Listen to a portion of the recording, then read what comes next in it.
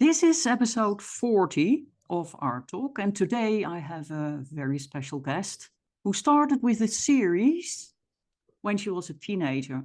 And in between her other writings, an MA at King's College, teaching at a college, writing more novels, plays, and an academic book on Michael Jackson, she kept exploring this series that recently landed the 5th book.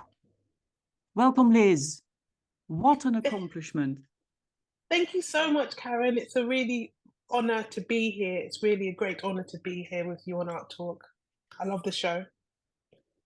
Thank you. I love to have you.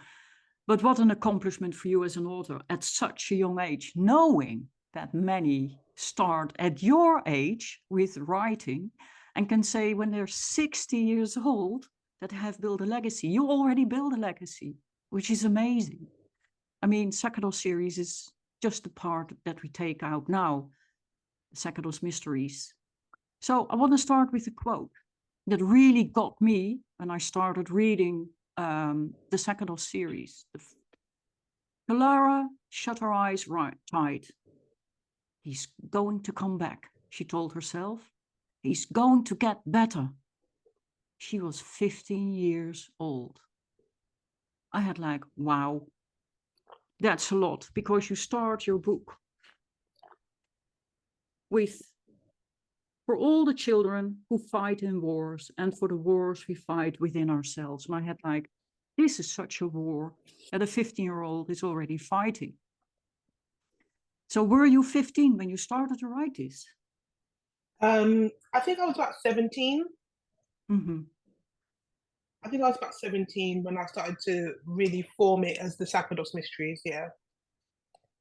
But that's still young, right? Yeah, it is. But there's a lot of people who have started books young, such as Christopher Paolini. He started his Aragon series very young. So it's not a new thing that you take your series and take that with you in your backpack and carry that along in your life and keep adding to it. I think it's something that makes me unique. I think it's a very unique thing to do it for this long. Yeah. And to almost take this long to do each book. But it's been really a really wonderful journey. I really enjoyed the continuity of the series, and one of the things that I did was that when I was in my early 20s, I changed my middle name to Kailara because I didn't want to get a tattoo, but I wanted to get something permanent. So, like authors would, often get like tattoos and like permanent reminders of their books, things that remind them of the novel that they've written. And I chose to have my name changed to Kailara. Wow. That's amazing. That's a great way to really tie this into your memory as an author, right? Yeah, it's just something really powerful that just like speaks to me, and it's something that I know, that I'm aware of, kind of thing. Yeah. So the whole series is based on a world that you created yourself. You came up with amazing things, and we go into that. But when you create a fantasy world, is there any structure you create up front? And a world with, in your case, cities, Terra Magna, the cities of Terra Magna, and do you make that first to give the characters a stage, or is this growing incrementally? The story came first. Excuse me. The story came first. The story was what mattered, and then the characters were moving around in the world that I set for them. And then as that world grew and the characters started to move, so for example, in in Arcane Rising, Kailara goes to a city called Marda, and she visits a friend there. her boyfriend, Xavier Leston. Um, as I was moving through the world, I started to feel as though I wanted to build more solidness Mhm. to the world. And then that's why I started doing like a lot of companion writing, comprehensive companion writing, to sort of flesh out the different worlds, different cities within the world, and the different worlds within the universe, because there's also different worlds that you can travel to as well. So Kalara has a very kind of insular life. She lives mostly in the Sacerdos Institute, then she goes to the Sacerdos Academy. But there's a much, much bigger world at play. And I spent a lot of time really thinking about that and really going into that in detail. Yeah, I know. It has a lot of detail, and as it is set out in the different books. I haven't yet finished the last book, but I will get there. um, it is almost theatrical. I can see stages. And we go into that further because you have an extremely intricate system of traveling. But if you have set that character, so you wrote a companion, you say, are you going to do something? Are you going to publish at one point this companion? Or is No, that something no. that is for you personally? It's just for me personally. Oh, okay. Does anything of this relate also to your theatrical background? Yeah, it does a lot. You know, I saw a lot of plays of books on stage. So one of them I saw was Kinsuke's Kingdom. I saw it at the Wickham Swan. And then another one I saw was Lion Boy. I saw that at the Unicorn Theatre, as a theatre for children. And I saw a lot of plays of books, so such as Rebecca, and that's the Daphne du Maurier. And when I saw those plays, I feel like that kind of transfers into the writing by osmosis. And I'm working on stage plays of the books as well, Mhm. because I really love the stage craft, and I also feel like it's a good jumping off point towards making it into a film. Oh, yeah, we come to that later because I'm excited about that too. I can see that totally, by the way. The Sacerdos Mysteries exist of 5 books now. You can see them behind me. I've spread them all out. I have them all. I have them next to me here, all 5. The last one, Gifted Blood, just came out, and you started this in your teenage years. How does it feel for you knowing that you took the main character, Kalara, on a journey growing up with her? Yeah, she's been like a constant companion to me. You know, the other character that I would say that's been a constant companion to me has been Harry Potter. That was a constant companion in my teens and in my early 20s, because the books, I was the same age as Harry was when the first book came out, and it was in late 2000s that the last book came out. But Kalara has been a constant companion to me. You know, as I've grown up, all through my 20s, coming into my 30s. I'm now in my mid 30s now, and she's just always been there. And I really love the journey that she goes on, because it's a really big character arc, of her discovering herself, discovering her world, and discovering her relationships. So the relationships are the sort of the most important part of the narrative. And I like teenage angst. Mhm. So I really like the Twilight series, the Twilight Saga by Stephanie Meyer. And I really love the whole thing about angst, of that like feeling of like, Mhm. should I go there or should I go here? Should I love this person or should I love that person? Who am I going to choose? And I was also really inspired by the Vampire Diaries. I like those as well. I love the show, the Vampire Diaries show, Yeah. with Yeah. Nina Dobrev in it. Um, and I'm just really, like really impassioned by the journey. And the journey is a long one, but you know, I've got people who are starting to read the series now, and they're getting through the books, and they are really experiencing in a different way because they've got all 5 books to get through, which is really nice feeling, you know. And I've got people who are buying the series now, starting from the first one, and that's just a really lovely feeling because they're going on that journey with Kalara as well.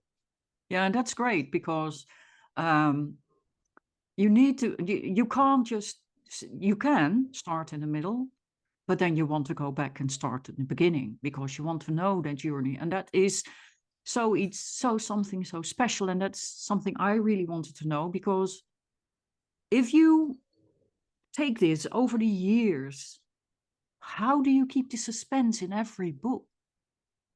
Well, I'm a reader, you know, I'm an avid reader of books. So I have that element of the Sacerdos Mysteries where I'm a fan of the books as well, Mm-hmm. and I'm a reader of the books. So I'm also waiting to find out what happens. As a writer yourself? Yeah, definitely, because I Oh, don't know that's which way it's going to amazing. go. Yeah, that's amazing. So you changed your, and that's an in between question, but you changed your middle name to Kalara because you want that memory of this, I think, of this memorable series. Is she ever talking to you No, at a sudden moment that you think, okay, no, not literally, but that you think, oh, that is something Kalara could have done, or and write that down as a note, or doesn't that work like that? no, it doesn't work like that. No. Oh, okay. So you chose to write this in a series. And yes, it becomes that over the years that you write it. How would it have been if you had done this in one big book, like the fist thick things that you sometimes see? Well, I think that the nature of what I was going for was a series. Mm-hmm. I really love the series. Like, for example, I love Lord of the Rings, Yeah. and that's in 3 books, and the 3 books are in 2 parts each. So I was really going for that kind of idea, and it was originally going to be a trilogy. But when it came to writing the 3rd book, which was supposed to be Disequilibrium, it was still so much story to tell. There was still so much story, and because there was so much story to tell, I thought, okay, I'm just going to let the series run, and it's going to run to 8 books now. There's 3 more to go. Okay. And The 6th one comes out next year. the 6th one. Okay. Amazing. And after that, any idea? Yeah, one a year. One a year. I'm looking forward to that. Yeah, me too. You gave every one of your characters a special quality, like a real special quality that I was like, what? So the main character finds out in the 1st book, and I love that because she doesn't know herself. That suddenly happens, and she is flabbergasted and has no clue what happens. Yeah. And then she sees her father too. How do you come up with those gifts? Well, I love superhero movies. Like, my favorite superhero is Superman. And there was a show I used to watch when I was quite young called Smallville. And that's all about, you know, him discovering his powers, Superman discovering, Clark Kent discovering his powers over time, and the powers kind of happening to him rather than him like embracing them at first. And then the powers coming like one at a time. So the X-ray vision and the power of flight doesn't come to him to like really late in the show, in the seasons. But then there's also things like I used to love watching like I Dream of Jeannie, about witches, you Yeah. know, and I used to love watching a series that have people with powers and that they don't really know that they have powers. I love that. I Yeah. love that when people have supernatural abilities in a fantasy world and they don't know that. Mm-hmm. That's one of the things that I really enjoy because it means that we go on the journey with them, Yeah. with them Definitely. discovering their Yeah. Yeah. abilities. Yeah. I think it's way more creative than dangling a magic wand with specific powers that you maybe don't know how to handle. But this comes from within.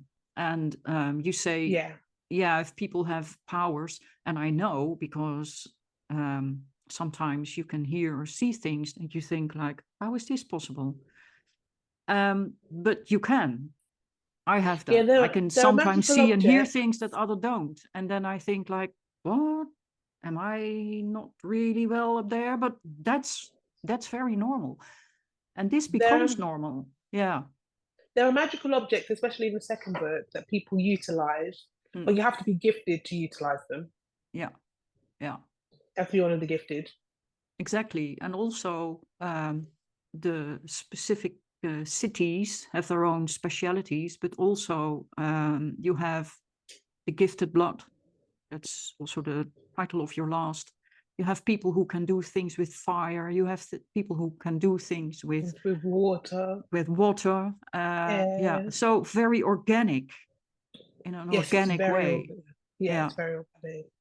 I love that. Yeah, so my favorite characters are the Sathins. The Sathins are in the Order of Sathin in the Sacerdos Institute, and they're the Shadow Bloods because they get their powers from other gifted people. So they've always been like marginalized. And I really like that concept of like the Sathin. So there's a character that betrays in the third book, Waterblood, and he's a Sathin. And he doesn't know that he has the ability.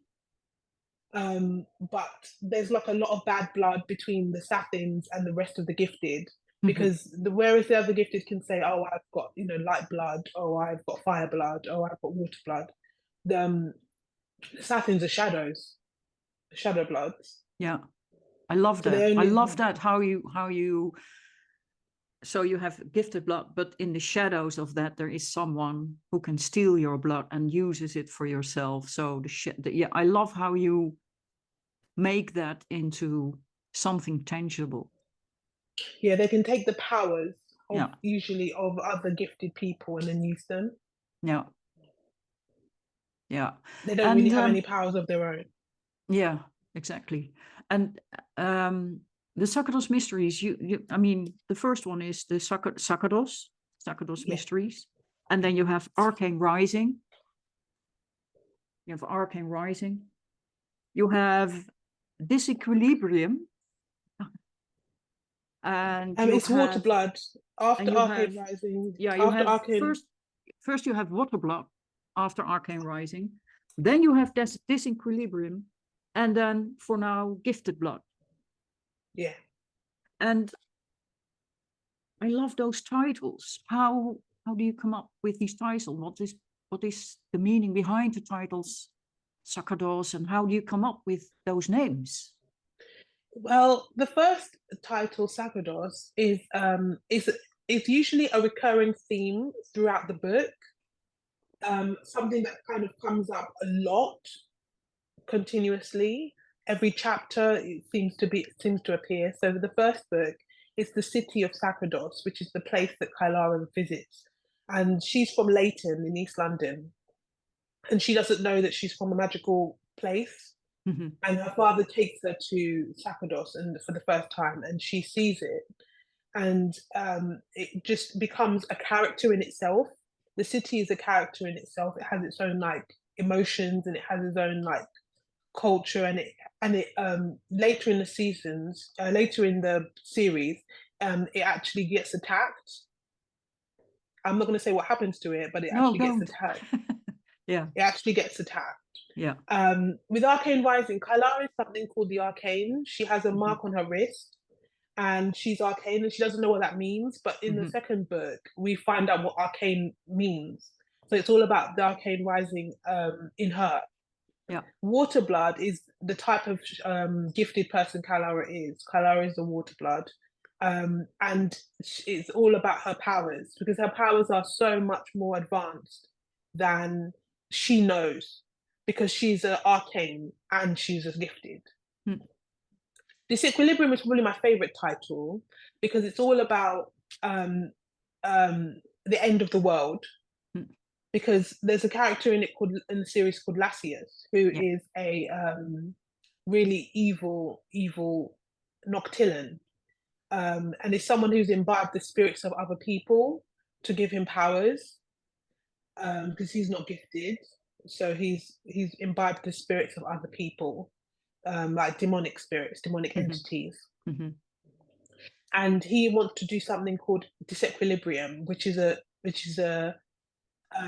combination of 5 objects to destroy the world, to destroy the universe, and that's called disequilibrium. And Kylara is like constantly like looking up and researching disequilibrium to try and stop Lasius from doing it, because throughout the series he's collecting all these objects, and he's killing anyone who gets in his way. Yeah. There's a character called Dominic Reficio, who is Kylara's adopted step grandfather, and he is really instrumental in the first book, with trying to find the objects, the magical objects, to cause disequilibrium. But disequilibrium is also something that happens in each person, and in Kylara in the 4th book. So there's a lot of disharmony and disunity. Yeah. And there's lots of like family breakdowns in disequilibrium, and there's lots of death. So it's also about her feeling like she is out of odds, out of sorts, at odds with the world and at odds with herself. Yeah. And she carries something else that is very important, and Lasius is looking for that, right? We're not going to spill that bean. People need to read. Yeah, people need to read that. Yeah. But Gifted Blood was one of the titles that I had in the back pocket for a really long time. I wanted to do a book that was all about the gifted and about how the challenges they face, because they usually were the cream of the crop. They were the richest in society because of their gifts. And in this book, the world turns on them. And what it means to have gifted blood changes very rapidly. Yeah. It goes from being a really good thing to being a really, really bad thing, to being a really dangerous thing. Yeah. Yeah. Do you have the Gifted Blood book in front of you? Yeah, I have it on Lulu.com's ebooks. Can you read a favorite part, a favorite quote, something that you really like without spilling too much beans, because people really need to read?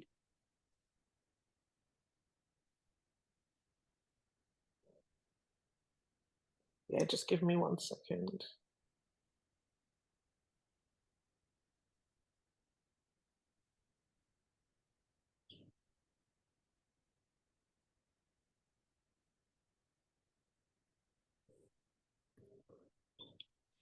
Kylara had been led to the portal's entrance by the same jeweled guards that she had met when she arrived. They seemed less freakish, less unusual now. She had gotten used to their heavily jeweled and crystallized visages.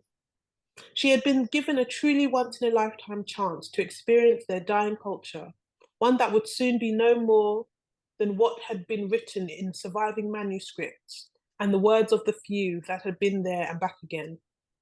She turned to take one last look at the amazing sight of Argens, a sight that was simultaneously rapturous and terrifying, a sight that she was sure would be burned onto the fabric of her mind forever. She turned and thought of Argentia, and she hoped that the people of Argens could be saved in some way. Kylara had never been one to pray or to ask some higher and benevolent power for grand miracles. She had never been raised in religion. She fell sideways into the Renescia, and even then she had not followed their tradition of prayer. This time she thought to herself, if there is any grace left in me, or anything I can pass on, any magic or power that I can gift, I pray to give it to these people in this place. Let them be spared. Let them be saved. Let this civilization not waste away under Lasius' hand as Sacerdos did. Let this civilization thrive, not just survive. Then, not knowing if her words had any effect, and no way of ever finding out, she stepped through the passageway through space and time. Wonderful. Wonderful. I love it. I absolutely love it. um, you also, by the way, wrote a series of short stories, really compelling short stories, especially about characters we do not really deeply see, but they are mentioned, they are in your books, such as the mom of the main character of Clara. Why these shorts and how do these complete the mysteries? Yeah, the short stories are called Tales from Terra Magna, and Mhm, they're available for about like 70p or something on mhm, Amazon, on Kindle. And these shorts were originally the openers of the books, mhm. but I had a lot of feedback from readers who said that the openers were slowing down the process of reading. So I sold Yeah. about 1,500 copies of the Sacerdos when it first came out on Kindle in 2012, and that was really, really good. Um, and I had a lot of feedback from readers, and they were saying that these openers that I really liked, because I Mhm, like opening gambits, mhm. were taking away from the story. They wanted to get into the narrative. They almost were skipping it because they wanted to get into Kalara's story. But these tales from Terra Magna were really beautiful. So I wanted to give them another life, and that's why I had them as something called the series called the Tales from Terra Magna, which are Yeah, 5 stories. yeah. And each of the stories follows a different character.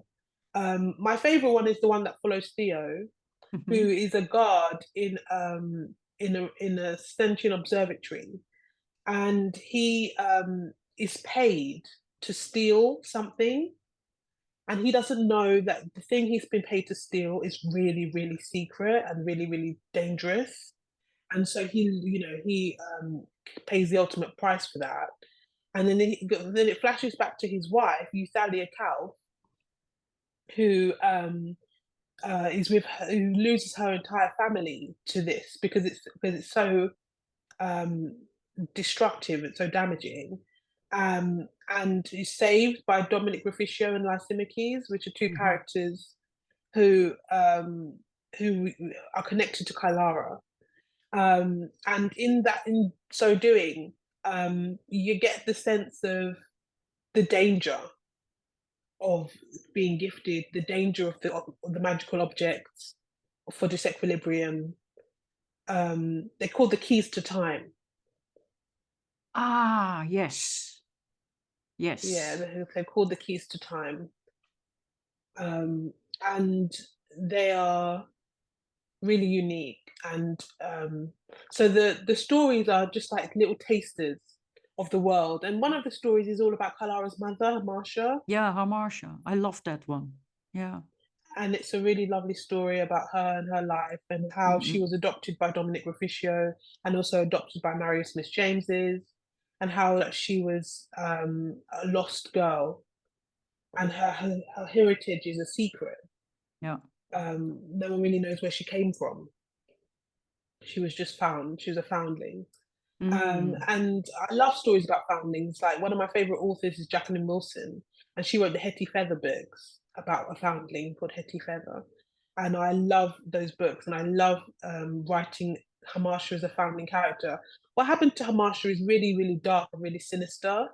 And it's something that Kylara grapples with because um, it's so sad to Yeah. have lost her, to where she lost her mother. But it was really fun for me to explore Hamasha's early life. Yeah. And she has also a very specific gift that I love. Yeah, she's an earth blood. Yeah. So she can touch plants and they grow. I love Yeah, that. she's an earth Yeah. blood, so Yeah. she's got everything to do with nature. Yeah. Wonderful. Are you planning to let the Sacerdos Mysteries grow with you in the years to come as you grow older? I don't think they'll be around after I'm 40. I think they'll be done by then. Okay. I've got a lot of other series in the pipeline. Great. Great. I'm looking forward to it. If you go to elizabethamisu.com, one of my series that's in the pipeline is called the Life Day series, Yeah. and the show for the Life Day series is a Mhm. television show. It's called Death Day, Yeah. And you can read some of the scripts on my website, elizabethamisu.com. Put that in the show notes. So, building Terra Magna, you made an intricate travel system. And coming to the transport system, those seem like living black holes that sometimes end up nowhere. So you can come into a portal here, because you call them portals, and then you're stuck. You can't go forward, you can't go back. Unless you have a bicycle or a car or whatever. And I love that. So, you're not what allowed to is take that? bicycles into portals No, I know. or cars. It's really not allowed. No, you can't. No, you have a specific capsule they're going in, because Yeah. in one of the books, the Sacerdos children go in because they need to fight, and it's really disturbing how they land somewhere where they don't know where they are. Yeah. But the whole system, also within Sacerdos itself, is intricate. And I asked myself, Very. how did you come up with that? What is that based on? Or is It's that very based on anything? organic. It's very organic. It's come about as in stage by stage. It's come about over the years. One of the things I'm a big fan of is I love trains and I love the London Underground system. So I, I based it originally on the London Underground system, but I thought it was really cool if you could just walk through a locus, which is a station, and just be in another station Yeah. Immediately. You wouldn't have to travel, Mhm. and that's kind of what happens in the Sacerdos Mysteries. Um, I also love Star Trek, the original series, and the reboot that they did in 2009 with Zoe Saldana and Zachary Quinto and Chris Pine. And I love Star Trek. I love the thing about going at warp speed and traveling to different cities, different planets, sorry, and different worlds. Mhm. And these are all called cities in Sacerdos, CITIS. Yeah. And there's different locuses, which are different places on the maps. And there's lots of different models for describing it. There's a zigzagger model. This is all stuff that comes up in Gifted Blood, where they have hatched lines for a place you can't return from and a straight line for a place you can return from. Yeah. Then there's another model which is like a soup, Mm. and it's just like a map. The more people use the locus, the deeper it is in the soup. Okay. The deeper it is in the model of the soup. So it's like a Mm-mm. bowl, Mhm. and at the top is the locuses that are rarely used. So the more commonly used ones are at the bottom. And so it gives you a sense of them trying to make sense of the four-dimensional world. But what I really loved about Sacerdos Mysteries is that it's a four-dimensional world. It's a world in which the portals make distance and time very Collapse. unique Yeah. things, Yeah.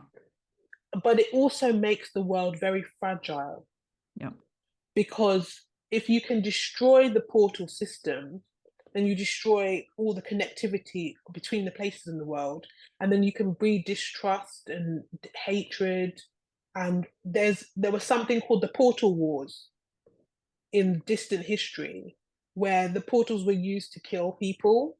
Mm. So there can be incredibly wonderful pieces of future technology, but they can also be really dangerous. And I like that element of the portal system. Yeah. And they are very organic, because I remember that the first time I met it in the first book is when they have to run, Don't and spoil it. no, but they go somewhere, and Kalir has like, what the hell are you doing? Yeah, because our father uses an illegal portal. Yeah. Exactly. So you also have illegal portals. You have Yeah, portals who die out at one yeah, they point. die out, and sometimes And they die with people in them. okay, so it is really intricate, a really intricate system, really intricate thought behind it and what it does, because this goes further than just This is like in quantum space, where everything Definitely. is energy and there is no time. And I mean, if we talk about the gap from where you are to the future, you close that with a portal in a way. But then from going from Definitely. one part to another part, yeah, Definitely, but time moves differently within the portals, and when you move from one portal to another, especially when you're going to interplanetary ports and you're going to different worlds. And I was really inspired by Doctor Who for that stuff because I hmm love the new series of Doctor Who, the one that had David Tennant and Christopher Eccleston, and Matt Smith. I love those doctors. Um, I'm very excited about Nkuti Gatwa. I think that's his name. um, the new doctor that's coming in, Oh, okay, um, yeah. because it's going to be a black doctor. Oh, that's a So good one. that'd be quite Mm. exciting. But I hmm was very inspired by the TARDIS and how it Yeah, moves through the world, through yeah, the universe. yeah. And I thought I liked the concept of moving through the universe easily, but then there also being like a downside to that. Because usually when we talk about moving through the universe, it's like millions of light years away. Something like that. Yeah. So it's like you wouldn't be able to get there. Your great grandchildren might get there if you're lucky, you Yeah. know. So I like the idea of that people being able to travel through the universe like that. But there are aliens in the series, but they're not very prominent. hmm I do like the concept of aliens, but I didn't want that to take over. I wanted No. it to be more No. organic. I wanted it to Yeah. be more about human beings Yeah. or gifted and ungifted people, Yeah. Sacerdotians kind of Yeah. thing. Yeah. Yeah. That makes it really interesting because in that sense, it's very human, and I love that. It's not like you creep out because you find all kind of weird monsters. They're Yeah, human beings with human feelings and thoughts. And in that sense, it's what I like it is that you keep old things. So if we had a phone that was like this, that is in a way still there, even if technology moves. New technologies arrive, but you keep also the old available.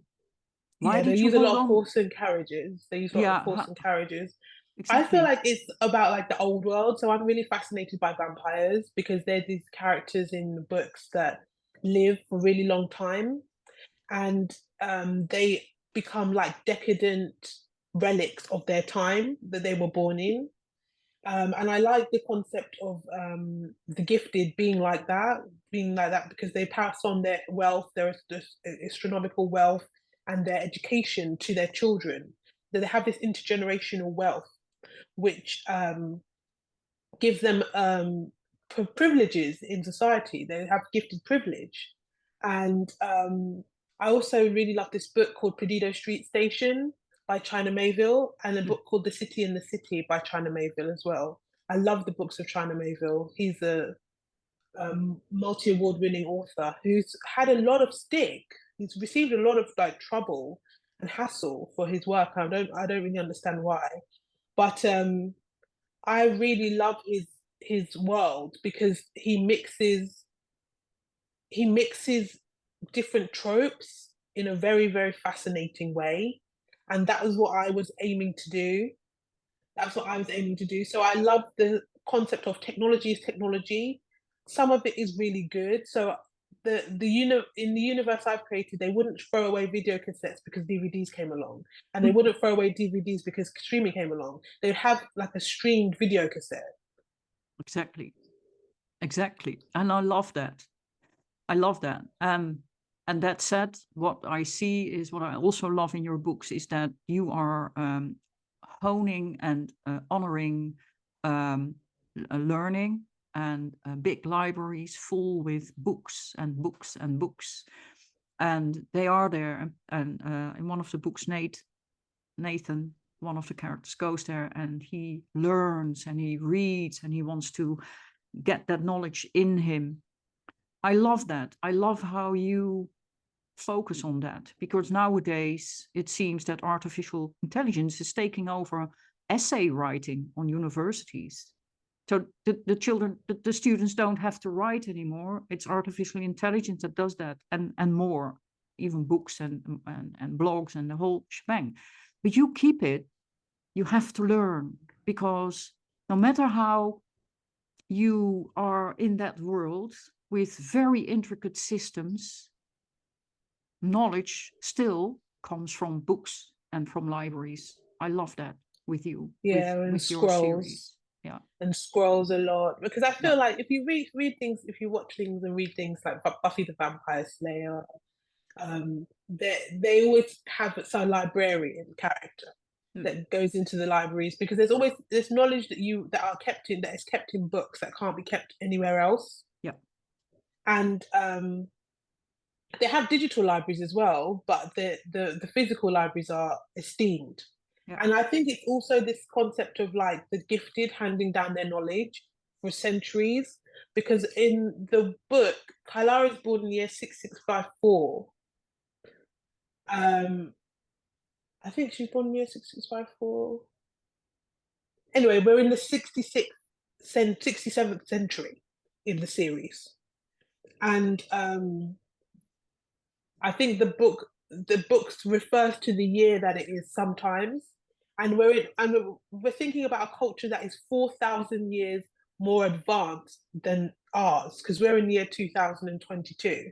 Mm-hmm. So we're talking about a culture that has survived 4,000 years longer than ours, and books are incredibly important to them, because books are and libraries are seats of power, because knowledge is power in that world. Yeah.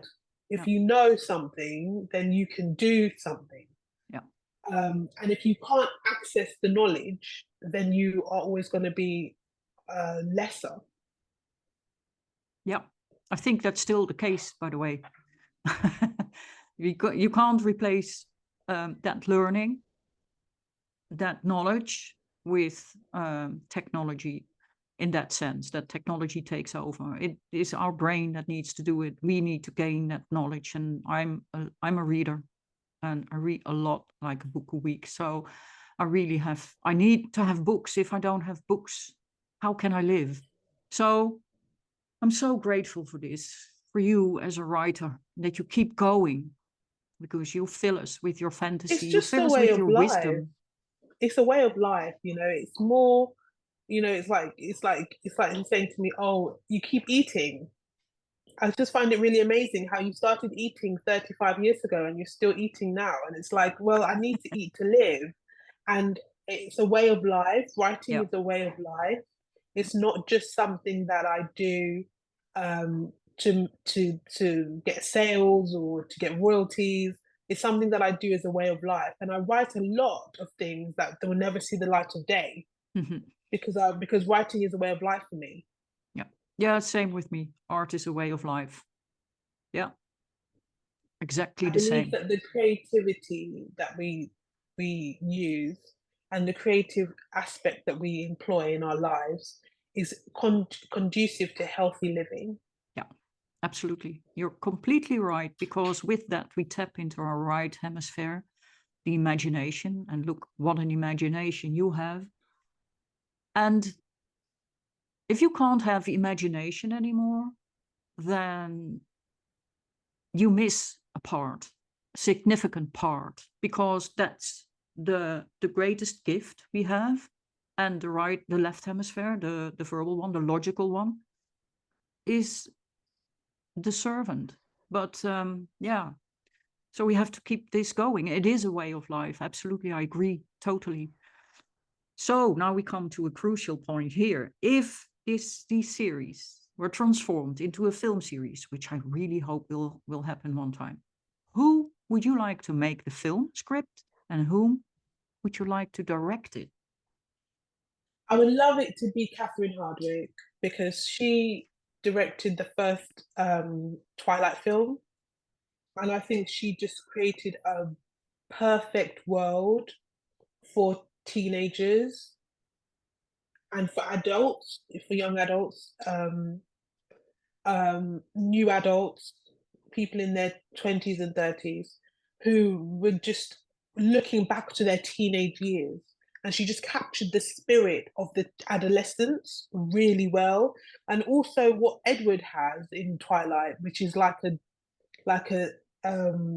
adolescence in stasis Mhm. because he lives so long. So for me, I would love for her to create the Gifted series, the Gifted world, and the Gifted characters, and to give them the unique nuances that is something different from all the other young adult fiction that's come out. Yeah, wonderful. And script writer, or would you do that yourself? I would like to do the script writing myself. That would be wonderful if you two could work together on that. Yeah, I would love Catherine Hardwicke. She's amazing. She's amazing. Wonderful. So, last question. Who are your favorite young adult writers, authors? I love Jacqueline Wilson. I love J.K. Rowling, Harry Potter series. I love Vampire Diaries. I really like China Mayville. I love Terry Pratchett. Um, I love Neil Gaiman. I think Neil Gaiman is really, really amazing. Um, that's just a few. I love Mallory Blackman. I'm reading Yeah. her. Mallory Blackman is one of my favorites of all time. I really do. I think she's a stunning author. Hmm. She's so good. Um, I love an author called Melinda Salisbury. Hmm. She's an old friend of mine. I used to know her when we were younger, and she's just been very successful, and she's great. I read her book this year called Hold Back the Tide, and Hmm. I really enjoyed that. I thought that was fantastic. Um, so those are just a few. Just a few. Yeah, I know. You probably have a whole library full and filled with people who are amazing. But I wouldn't say, I wouldn't rule out you, because I think you will be in many, many home libraries. And I hope so, because these books, and you see them behind me, you can buy them. I will put the links in the show notes for Amazon. You are on Amazon. You're also on Lulu. I will put them there because this series is perfect for the coming holiday. It is the perfect gift. Perfect gift. You can go give the whole shebang to your children. It is cozy on the couch with the tea, wrapped in your blanket, and read the whole holiday because it's freezing cold outside. Liz, thank you so much for being here. Thank you Thank so you. much for writing. And I love the books, you know that.